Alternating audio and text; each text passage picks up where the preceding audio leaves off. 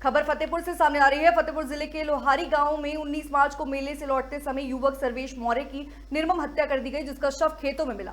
Police इस मामले में 2 शराबियों को गिरफ्तार किया है, लेकिन पीड़ित परिवार ने अन्य आरोपियों के शामिल होने की आशंका जताते हुए निष्पक्ष जांच और आरोपियों के घरों पर बुलडोजर कार्रवाई की मांग की है। मृतक की मां सन्नो देवी और पत्नी अनुराधा ने पुलिस पर आरोप लगाया है कि उन्हें धमकियां मिल रही हैं और पुलिस सुरक्षा प्रदान नहीं की जा रही। उन्होंने सरकार से नौकरी और आरोपियों के घरों को गिराने की मांग की है। जी, प्रशासन हमारी सुन नहीं रही है। 19 तारीख को 8:30 से 9 बजे के बीच में लोहारी गांव के किनारे हमारे बेटा के बिल्कुल बेरहमी से हत्या कर दी गई है। उसमें प्रशासन नहीं सुन रही है, कुछ नहीं कर रही है। 2 लोग को पकड़े हैं, बाकी और लोग सब बाकी हैं, उनको छोड़े हैं। उनसे हमारे परिवार वालों का खतरा है, जान मार कर सकते हैं। आज तक पुलिस प्रशासन हमारे दरवाजे पूछने नहीं आई, ना देखने आई कि क्या हो रहा है। उनसे खतरा है, ना हमको कोई सुरक्षा है, ना कुछ है, कुछ नहीं मिल रहा है उनसे।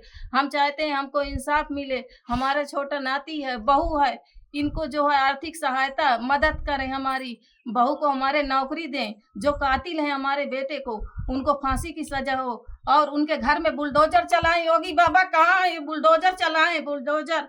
हमारे बहू को इंसाफ मिले। नहीं मिलेगा तो हम लखनऊ में जाकर योगी बाबा के यहाँ वहीं धरना रखेंगे, बैठेंगे। हमको इंसाफ दिलाएं। जब तक इंसाफ नहीं मिलेगा हम नहीं रुकेंगे।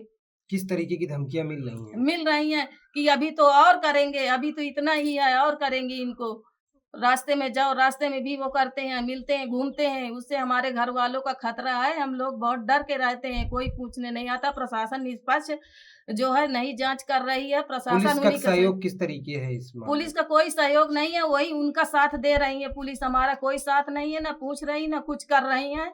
योगी जी से यही हमारा निवेदन है। आरोपी के घर में कौन कौन है और कैसे लोग हैं? वो आरोपी हैं, 2 पकड़े गए हैं और छूटे हैं, लेकिन वो गुंडा किस्म के हत्यारे हैं आरोपी। लेकिन फिर भी कहते हैं उनसे न कोई रंजिश थी, न लड़ाई था, न झगड़ा था, कुछ भी नहीं था।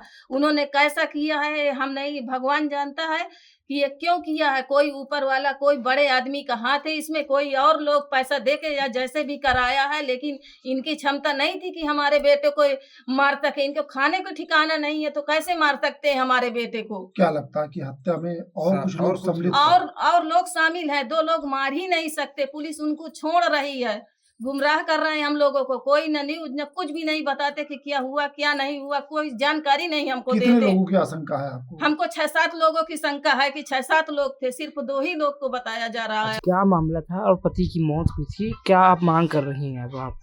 मेरे पति सोगम सरकार के मेला गए थे, वहाँ से वापस आ रहे थे रात को 8 बजे। हम 8:15 पर हमसे बात हुई थी। 8:20 पर बात हुई थी? नहीं, 8:15 पे हम लगाए थे, उधर से आया था। 8:20 पे बात हुई थी तो बोले बउआ बात कर रहा था तो बोल रहे थे जितनी देर बात करोगे उतनी देर में आ जाएंगे।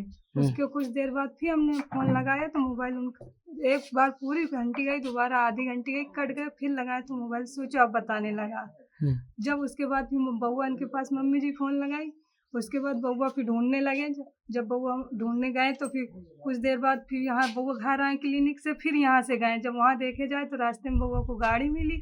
उसके बाद फिर बउआ आवाज़ देने लगे भैया भैया। जब बउआ आवाज़ देने लगे कुछ दूर और गए तो फिर उनका हेलमेट मिला, बैग मिला, चश्मा मिला और पेन मिला, सारी चीज़ मिली। फिर बउआ और तेज़ से घुराने लगे। जब फिर सब गाँव के सभी लोग गए तो वहाँ देखें तो वहाँ उनका मुँह बांधा था, हाथ बांधे थे, पैर बांधे थे।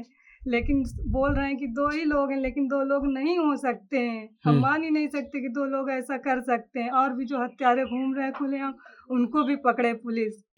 श्री न्यूज़, दमदार खबरें।